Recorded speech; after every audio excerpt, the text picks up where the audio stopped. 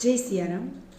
ભગવદ્ ગીતામાં કહ્યું છે કે પ્રકૃતિ ક્રિયમાણાની કર્માણી સર્વશઃ, મતલબ કે દરેક વ્યક્તિ કે બાળક પ્રકૃતિ અનુસાર પોતાનું કામ કરે છે. તો શું આપનું બાળક શાંત અને સંવેદનશીલ છે? તો શક્ય છે કે એ જળ પ્રકૃતિ ધરાવતો હોય.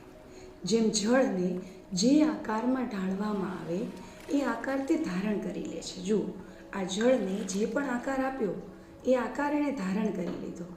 એવી જ રીતે જળ પ્રકૃતિવાળા વ્યક્તિઓને આજુબાજુનું વાતાવરણ ઝડપથી અસર કરે છે, આજુબાજુના વાતાવરણને ઝડપથી ગ્રહણ કરે છે.